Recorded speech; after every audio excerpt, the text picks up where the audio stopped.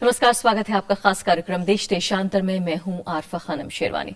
आज देश देशांतर में जो बहस हम करेंगे वो है तो पुरानी, लेकिन ताजा कर दी गई है उस राजनीतिक दल और नेता के जरिए जो दरअसल नई राजनीति करने की बात करता है। हम बात कर रहे हैं अरविंद केजरीवाल के उस बयान की जिसमें उन्होंने कहा कि अगर कोई चीज भ्रष्टाचार से भी ज्यादा खतरनाक है तो वह है सांप्रदायिकता।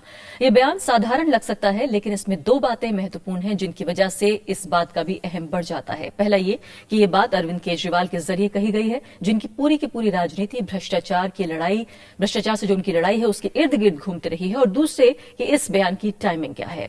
आम चुनाव से 2 कदम दूर खड़ी आम आदमी पार्टी अगर सांप्रदायिकता पर पहली बार खुलकर मुखर होकर बात कर रही है तो इसके पीछे क्या मायने हैं, क्या छिपा है। साथ ही एक सार्थक बहस भी करने की हम कोशिश करेंगे कि भ्रष्टाचार से लड़ने के इस पूरे शोर के दरमियान क्या वाकई सांप्रदायिकता, देश की सांप्रदायिकता जो भ्रष्टाचार से भी बड़ी दुश्मन है, हम जानने की कोशिश करेंगे। एक सार्थक बहस इस पर भी करेंगे कई खास मेहमानों के जरिए।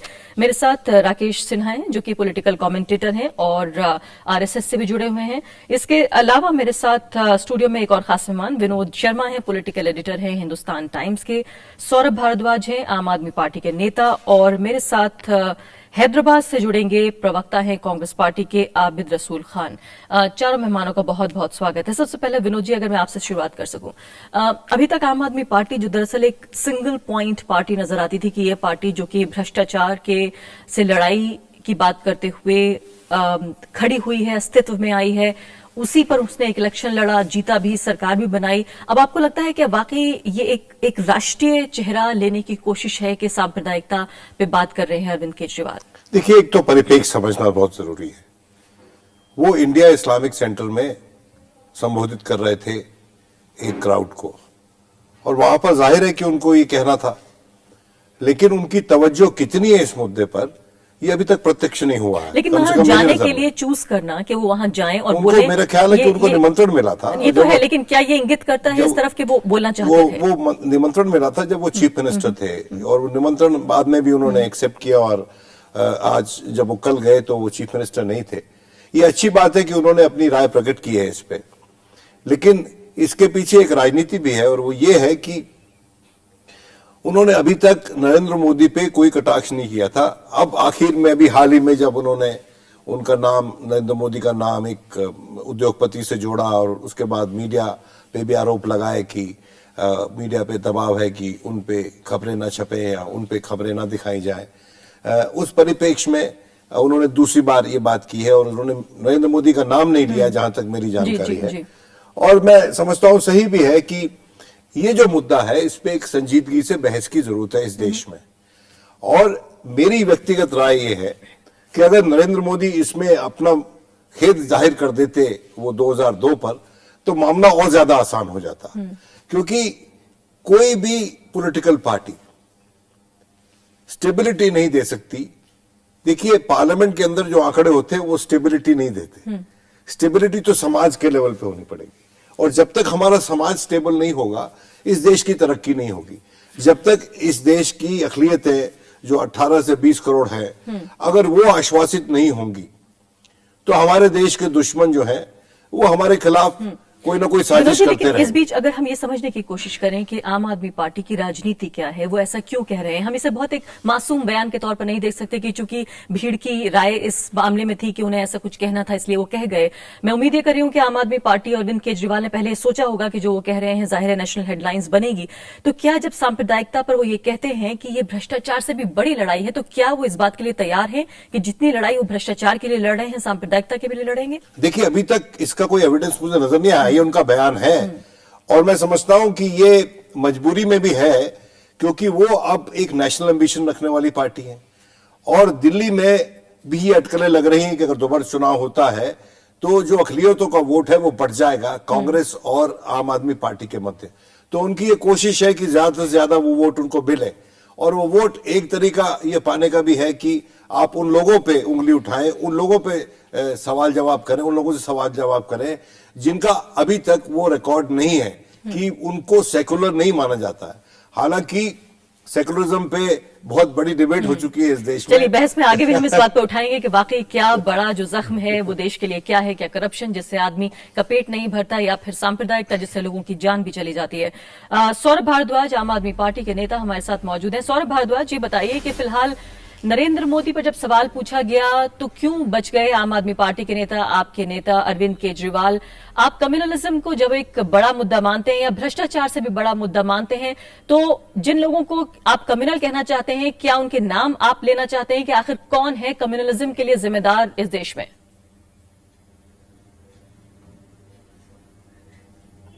जी, जाहिर तौर पे शायद जब वक्त आएगा तो उन लोगों के नाम भी लिए जाएंगे। और ऐसा मुझे लगता नहीं कि कम्युनलिज्म का जब भी मसला आता है तो इसके अंदर कोई खासी कंफ्यूजन है देश में कि कौन लोग हैं या कौन सी पार्टियां हैं जो कम्युनल हैं या सैद्धांतिक तौर से रूप से कम्युनल उनका परसेप्शन रहा है। और मुझे लगता है कि समय समय पे ये चीज स्पष्ट भी की जाएगी पार्टी में अलग अलग प्लेटफॉर्म्स पे। मगर हाँ, ये बात है कि कम्युनलिज्म एक बड़ा मुद्दा है और जब आप नेशनल पर्सपेक्टिव में बातें करते हैं तो you should talk about it. और मैं अगर आपको दिल्ली के चुनाव की बात भी बताऊं तो दिल्ली के अंदर कम्युनलिज्म मुद्दा था, मगर वो एक दूसरे रिलीजियस ग्रुप के प्रति था जिसके लिए अरविंद जी ने या आम आदमी पार्टी ने वादा भी किया था कि जो एंटी सिख रॉयट्स हुई थी उनकी जांच की जानी चाहिए और उस पे पार्टी का बड़ा क्लियर स्टैंड था। सौरभ भारद्वाज, यहाँ सवाल दरअसल पैदा ये हो रहा है कि जब आप दिल्ली में लड़ रहे थे और दिल्ली में चूंकि मुख्यमंत्री बने तो आपने बात की कि एसआईटी बिठाई जाए जो सिख राइट्स हुए उन पर, तो क्या ये बात आप 2002 के लिए भी करेंगे? क्या ये बात अभी ताजा मुजफ्फरनगर में जो दंगे हुए हैं क्या उन पर भी बात होगी? क्या उन पर भी जांच बिठाई जाएगी अगर आम आदमी पार्टी सत्ता में आती है? बिल्कुल बैठानी चाहिए। मैं ये मानता हूं कि न सिर्फ आम आदमी पार्टी, कोई भी पार्टी अगर सत्ता में आए तो उनका एक कर्तव्य बनता है कि इतनी बड़ी बड़ी रॉयट्स हमारे देश में हुई जिसमें हजारों लोग जान से गए, लोगों की जिंदगियां तबाह हुई, उन सब की जांच होनी चाहिए। और आप देखें तो कहीं ना कहीं ये कम्युनलिज्म और करप्शन एक दूसरे से लिंक्ड भी हैं, क्योंकि ये करप्शन की वजह से ही है कि इन सब कम्युनल राइट्स के अपराधी आज भी आजाद घूम रहे हैं, किसी को आप अकाउंटेबल नहीं ठहरा पाए, और इस सब की जड़ करप्शन भी है कहीं ना कहीं। तो यानी आप ये कह रहे हैं कि कम्युनलिज्म जब करप्शन के साथ मिल जाता है तो शायद एक और ही डेडली कॉम्बिनेशन बन जाता है। लेकिन सौरभ, इसके अलावा क्यों ऐसा हुआ कि नरेंद्र मोदी के खिलाफ आपने किसी कैंडिडेट का ऐलान नहीं किया और ये कह दिया कि अगर नरेंद्र मोदी पहले ये डिक्लेयर करें कि वो चुनाव लड़ना चाहते हैं लोकसभा का? लगता है कि कुछ ना कुछ बचना चाहते थे, क्योंकि राहुल गांधी के नाम का भी उस तरह से डिक्लेरेशन नहीं हुआ और आपने उससे पहले ही वहां कुमार विश्वास को फील कर दिया। तो ये बात नरेंद्र मोदी के लिए क्यों नहीं? कई लोग सवाल पूछ रहे हैं।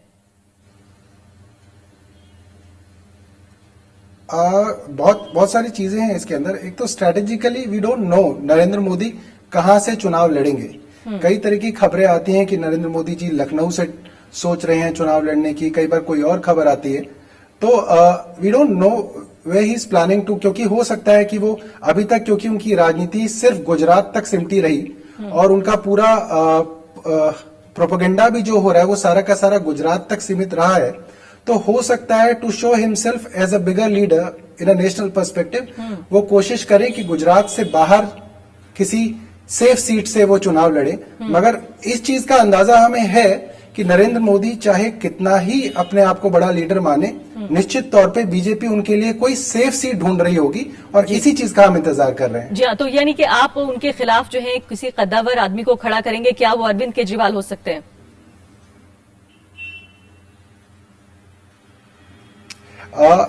इस चीज पे अभी कोई पार्टी में निर्णय नहीं हुआ है, मगर ये बात बिल्कुल साफ है कि उनके खिलाफ एक मजबूत कैंडिडेट खड़ा किया जाएगा। जी ठीक है। राकेश सिन्हा, जब ये कहते हैं अरविंद केजरीवाल के भ्रष्टाचार से बड़ा मुद्दा कम्युनलिज्म है, सांप्रदायिकता है, तो आरएसएस, बीजेपी इससे क्या मायने निकालते हैं?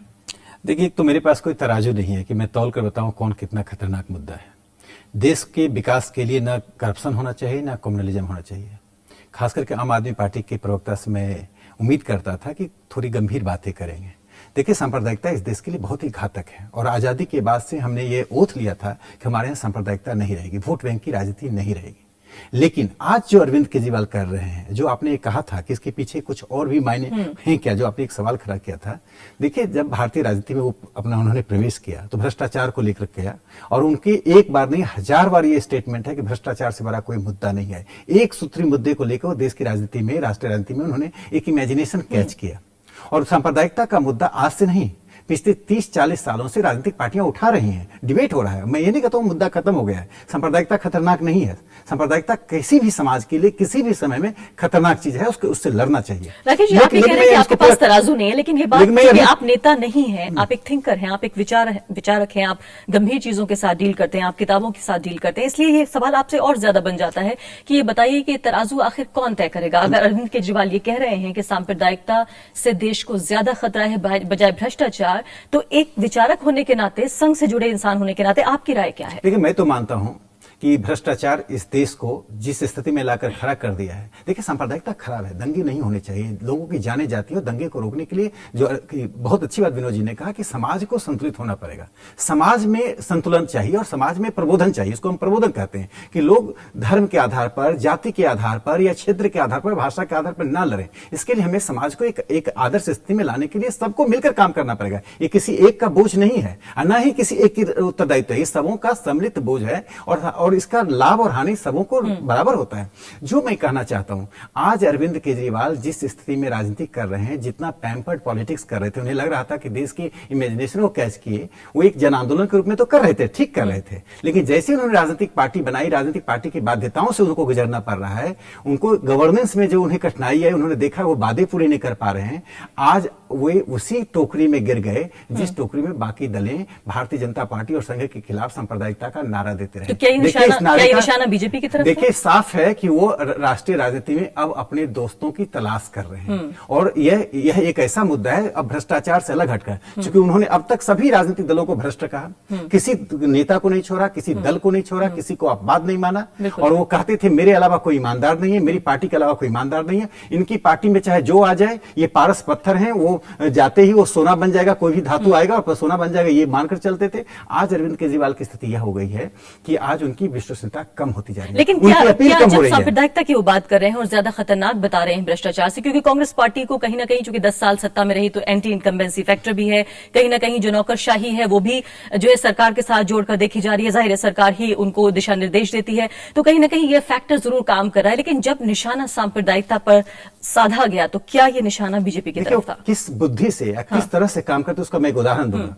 ये पहले हाँ या ना में जवाब दीजिए। क्या ये बीजेपी की तरफ इशारा था? क्या तो साफ है वो नरेंद्र मोदी और भारतीय जनता पार्टी को निशाना कर। लेकिन एक बात मैं कहना चाहता हूं, जब ओखला से उनका कैंडिडेट चुनाव लड़ रहा था तो उन्होंने एक पंपलेट बांटा था कि हम एसआईटी बनाएंगे। और जब उनका प्रेस कॉन्फ्रेंस था तो उन्होंने झूठ कहा कि ऐसा मैंने वादा नहीं किया। जब वहां के एमएलए ने वो पंपलेट दिखाया, उनके पास कोई जवाब नहीं था। जो व्यक्ति इस स्तर की राजनीति सिर्फ वोट के लिए एक एमएलए का सीट जीतने के लिए कर सकता है, सवाल बीजेपी, संघ और आपका नहीं है या कांग्रेस का नहीं है। मुझे लगता है ओछी राजनीति, झूठी राजनीति और प्रोपेगेंडा की राजनीति इस देश को नुकसान पहुंचाती है। जल्दी से आपसे जवाब ले लेती हूँ। मेरे साथ आबिद रसूल खान भी हैं। सर, आप जवाब देना चाहेंगे आप राकेश सिन्हा का? नहीं, इसका क्या जवाब?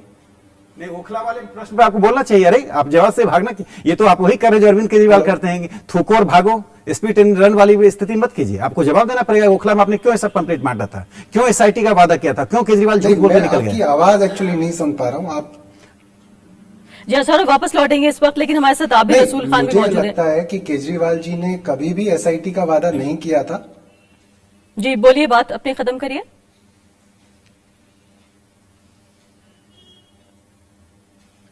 जी, मुझे लगता है कि आप अगर हमारा आम आदमी पार्टी का मैनिफेस्टो देखें तो उसके अंदर सिख राइट्स के लिए एसआईटी का वादा था, मगर आप उसको दोबारा देखें तो उसके अंदर ओखला वाले मुद्दे के लिए कोई एसआईटी का वादा हमारी मैनिफेस्टो में नहीं था। मैनिफेस्टो की बात मैं नहीं कर रहा हूं। ओखला जब उनका प्रेस कॉन्फ्रेंस था तो एक एमएलए ने प्रोटेस्ट किया, वो एमएलए ओखला का था। उन्होंने वो लिफलेट पंपलेट दिखाया जिस पंपलेट में आम आदमी पार्टी ने एसआईटी बनाने की वादा किया था, और ये वादा सिर्फ वोट लेने के लिए किया। देखिए, ऐसे वादे, ऐसे सेंसिटिव बातें को करके आप कम्युनिटी को गुमराह करते हैं, ध्रुवीकरण करते हैं, यह ज्यादा डेंजरस है। आप सांप्रदायिकता के स्रोत बनते हैं, सांप्रदायिकता को इंस्टीट्यूशनलाइज करते हैं और फिर सांप्रदायिकता को बड़ा डेंजर बताते हैं। जल्दी से जवाब दे दीजिए। नहीं, मुझे नहीं लगता कि जिस ओखला के एमएलए का आप जिक्र कर रहे हैं उनकी कोई भी क्रेडिबिलिटी है। और उन्होंने अगर कोई पर्चे लाके सिर्फ एक पब्लिसिटी के लिए वो दिखाया, तो आई डोंट थिंक कि हम उस चीज के लिए आंसरेबल हैं। जी ठीक है, आपका जवाब हमें मिल गया। आबिद रसूल खान, अगर आप मुझे सुन पा रहे हैं तो ये बताइए कि जब अरविंद केजरीवाल ये कह रहे हैं कि सांप्रदायिकता ज्यादा बड़ा मुद्दा है भ्रष्टाचार से, तो क्या इसमें दो चीजें महत्वपूर्ण हो जाती हैं? जिस तरह से राकेश सिन्हा कह रहे हैं कि क्या राजनीति में अपने दोस्त तलाश कर रहे हैं अरविंद केजरीवाल, दूसरा बड़ा मुद्दा कि क्या जिस सेक्युलर वोट की तरफ बढ़ रही है कांग्रेस पार्टी, या हमेशा जो समझती है कि वो उसका वोट है, क्या उसमें सेंध लगाने की, एक हिस्सेदारी की कोशिश अरविंद केजरीवाल कर रहे हैं? देखिए, इसमें अरविंद केजरीवाल जी क्या कोशिश कर रहे हैं या उनका क्या मुद्दा है और उन्होंने क्या चाहते हैं, मैं इस पे तो जवाब नहीं दे सकता हूं। मगर मैं ये जरूर बता सकता हूं मेरे दोस्त राकेश जी को कि सांप्रदायिकता जो है और जो कम्युनल इश्यूज हैं, ये एक देश के लिए बहुत बड़ी परेशानी है और बहुत बड़ा दुश्मन है जिससे हमको लड़ना चाहिए। जिस तरीके से उन्होंने बता रहे हैं कि हम भी इसके खिलाफ है, ये बात में कोई ठोस इसमें कोई उनके पास कमिटमेंट नहीं है, क्योंकि जिधर भी हम देख रहे हैं कि राइट विंग टेररिज्म है, वहां पे लोग आरएसएस से जुड़े हुए हैं, और आरएसएस से अगर नहीं जुड़े हुए हैं तो आरएसएस के जो एक्स ऑफिस बेरर्स या एक्स मेंबर्स हैं, ये हर जगह पे प्रूव हुआ है। तो इसमें इस तरीके की बात करना बिल्कुल गलत है। और दूसरी बात, आज देश में जो स्थिति है, ये भ्रष्टाचार की ले लीजिए या कम्युनलिज्म की ले लीजिए आप, यहाँ पे बिल्कुल साफ है कि आज लोग ये सब चीज से बेजार हो चुके हैं।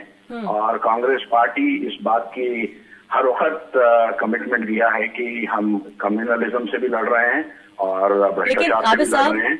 आबिद साहब, आप तो लड़ रहे हैं कम्युनलिज्म से, लेकिन अब दूसरी एक और पार्टी है जो ये कह रही है कि भ्रष्टाचार जो उसकी राजनीति का एक सिंगल पॉइंट एजेंडा था, उससे भी ज्यादा अब कम्युनलिज्म जो सांप्रदायिकता है वो खतरनाक है, यानी कि सीधे तौर पर वो अब कम्युनलिज्म से लड़ना चाहती है। तो सिर्फ अकेली कांग्रेस पार्टी नहीं रही है अब कम्युनलिज्म से लड़ने वाली।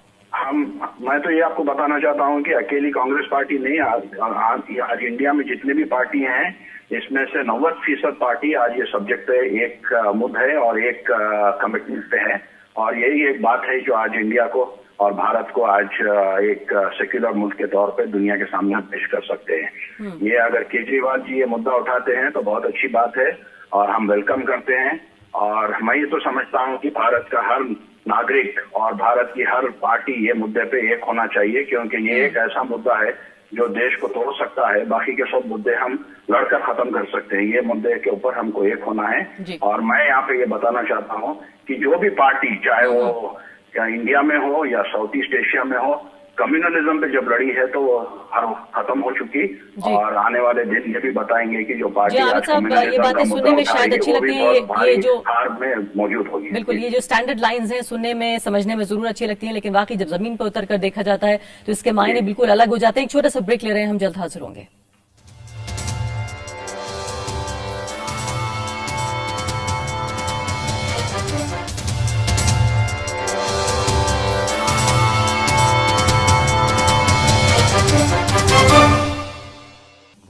जहां हम इस वक्त देश देशांतर में चर्चा इस बात पर कर रहे हैं कि क्या करप्शन से भी बड़ी जो बीमारी है, जो जख्म है हिंदुस्तान के लिए, वो है फिलहाल सांप्रदायिकता या कम्युनलिज्म। और इस वक्त तमाम महत्वपूर्ण जो लोग हैं हमारे साथ जुड़े हुए हैं जिनसे हम इस मुद्दे पर चर्चा कर रहे हैं। सौरभ भारद्वाज, जब हम कम्युनलिज्म का जिक्र करते हैं तो कहीं ना कहीं डायरेक्टली या इनडायरेक्टली हम मुस्लिम समाज की बात कर रहे होते हैं। फिलहाल अब तक जो अरविंद केजरीवाल को हमने समझा है उसमें कहीं भी ऐसी कोई बात नजर नहीं आई जिसमें जो सोशो इकोनॉमिक इश्यूज हैं कम्युनिटी के, यानी सामाजिक और आर्थिक मुद्दे हैं, उनकी तरफ इशारा किया गया हो। जो इंडिया इस्लामिक कल्चर सेंटर में जो ये मीटिंग हुई, जो ये भाषण हुआ उनका, उसमें भी कहीं ना कहीं जो सुरक्षा से जुड़ा मुद्दा है उसी को उभारने की कोशिश की गई, जिसमें एक जज्बाती जो है एक टिंज मिला हुआ था। ऐसा क्यों है कि जो नई राजनीति करने की बात करती है पार्टी, वो नई बात क्यों नहीं करती?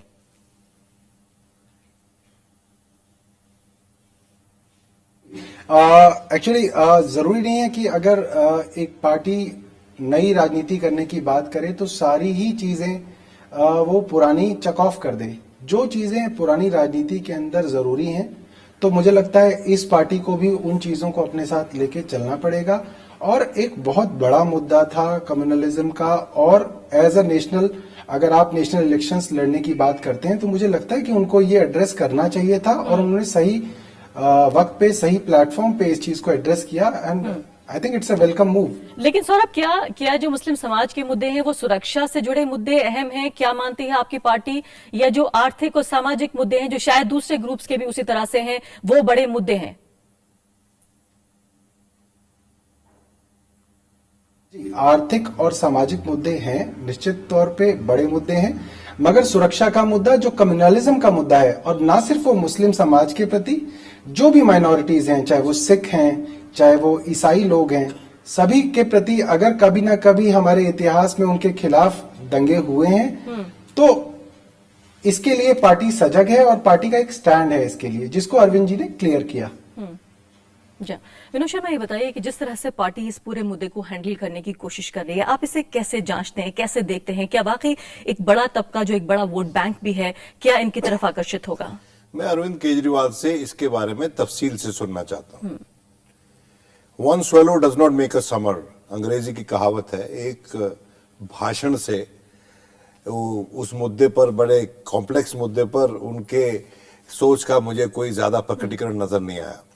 उन्होंने बड़ी जनरलिटीज में बातचीत की, और अभी तक मुझे ये लग रहा था कि अरविंद केजरीवाल संकोच कर रहा है इस बात से, क्योंकि ये मुद्दा डिवाइसिव है, ये तो मानना पड़ेगा हमको। दिल्ली शहर में भी, जहां पर वो मुख्यमंत्री थे 49 डेज के लिए, उनको कभी मैंने ये कहते हुए नहीं सुना है कि भाई जो नॉर्थ ईस्ट के बच्चे हैं उनको किराए पे मकान मिलने में दिक्कत होती है, मुसलमान भाइयों को किराए पे मकान मिलने में दिक्कत होती है, उस पे कभी उनको मैंने बात करते हुए नहीं सुना। ये बात सच है कि सुरक्षा का मामला अकलियतों के लिए एक है, और हमारे देश में अकलियतें जो हैं घेटोवाइज हुई हैं। किसी भी शहर में आप चले जाएं तो उनके अपने इलाके जहां वो रहते हैं, और उनका मेन स्ट्रीम में जो इंटीग्रेशन है, जो एक समय में था, उसका रिवर्स हो गया वो। और ये बहुत ही ज्यादा प्रत्यक्ष रूप से जो लोग गुजरात के बारे में वहां की तारीफ करते हैं, तो मैं बार बार उनसे ये पूछता हूं कि भाई गुजरात में जो लोग अपने घर बार छोड़ के आए थे, क्या वो अपने घर बार वापस चले गए हैं, या घेटोइजेशन वहां परमानेंट हो गया है? देखिए, घेटोइजेशन बड़ा सीरियस प्रॉब्लम है, इसलिए कि ये डिफीट करता है हमारे जॉइंट इलेक्टेड सिस्टम की जो ऑब्जेक्टिव है उसको।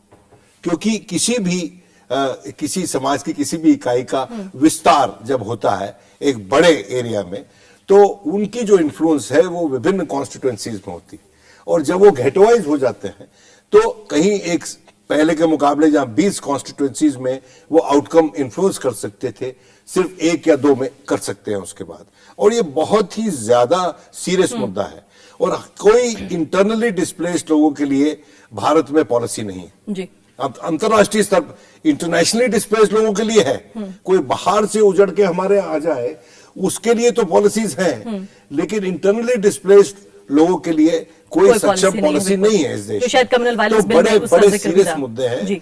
और एक बात मैं आखिर में कहता चलो कि जो आंकड़ों का आतंक होता है ना, वो बहुत भयावह होता है, बहुत डरावना होता है, और वो जो साइकोलॉजिकल मरहम लगाना है अकलियतों के लिए, वो बहुत जरूरी है, और हर उस व्यक्ति का ये दायित्व है जो इस देश का प्रधानमंत्री बनना चाहता है। यानी आप ये कह रहे हैं कि फिलहाल लोग भी वापस नहीं लौटे हैं, और वो मरहम लगाना भी जरूरी है। जहां जहां नरेंद्र मोदी जा रहे हैं, वो उस कल्चर, उस रीजन की पगड़ियां पहन रहे हैं, हम देख रहे हैं। क्या आप जल्द टोपी लगाएंगे नरेंद्र मोदी? देखिए, भारत विविधता का देश है, और विविधता में सिर्फ हिंदू और मुसलमान नहीं है। इस देश में सैकड़ों जातियां, प्रजातियां रह रही हैं, हजारों भाषाएं हैं, और इसको हिंदू मुस्लिम डिस्कोर्स में सिमट देना बहुत अच्छी बात नहीं। मैं एक बात से सहमत हूँ। क्या टोपी लगाएंगे? सवाल, आखिरी सवाल, क्योंकि समय खत्म हो रहा है। कोई टोपी लगाना नहीं लगाना बहुत मायने नहीं रखता है, इसको सिंबोलिज्म को इतना महत्व देना। तो फिर लगाना महत्व क्या है कि विकास हो, हिंदू गरीबी, है। मुस्लिम गरीबी, बौद्ध गरीबी, जैन गरीबी नहीं होती है। गरीबी गरीबी होती है। गेटोजाइजेशन की बात मैं करता हूँ, ये बहुत अच्छी बात है, इस पर पूरी बहस होनी चाहिए, लंबी बहस होनी चाहिए कि गेटोजाइजेशन का कारण क्या है। क्या सांप्रदायिकता है कि कौम के भीतर की कुछ अपनी मानसिकता है जो गेटोजाइजेशन की ओर ले जाता है? और वोट बैंक की राजनीति जिसकी ओर अरविंद केजरीवाल इशारा कर रहे हैं, जिसके शेयर मांग रहे हैं, कौन कितना शेयर लेता है, इससे सांप्रदायिकता उनको रातों रात नजर आ गई। उनको बधाई हो, उनको बहुत बधाई हो। कहता चलूं, आपने टोपी की बात कही, मैं बताना चाहता हूं आपके माध्यम से लोगों को कि टोपी का इस्लाम में कोई जगह रिलीजियस नहीं है, कॉनोटेशन बिल्कुल, नहीं है। बिल्कुल। कोई मैंडेटरी नहीं है विनोद जी, टोपी पहनना। बिल्कुल समय सिर्फ एक समाप्त हो प्रथा रहा है। बनी हुई हमारे देश जी, में। जी, जी। और जिस तरह से और जगह प्रथा निभा रहे हैं, यहाँ भी निभा सकते जी हैं। हाँ, बहुत बहुत शुक्रिया विनोद जी आपका। तो फिलहाल राकेश सिन्हा ये कह रहे हैं कि अगर घेटवाइज हो रहे हैं लोग, एक साथ रह रहे हैं, तो उसमें वो समाज जो है उसकी भी अपनी वजह होंगी, या हो सकता है उसकी भी वजह हो। बहुत बहुत शुक्रिया राकेश सिन्हा आपका भी, विनोद शर्मा जी, सौरभ भारद्वाज और आबिद रसूल खान आपका भी शुक्रिया। इसी के साथ अभी के लिए इतना ही, नमस्कार।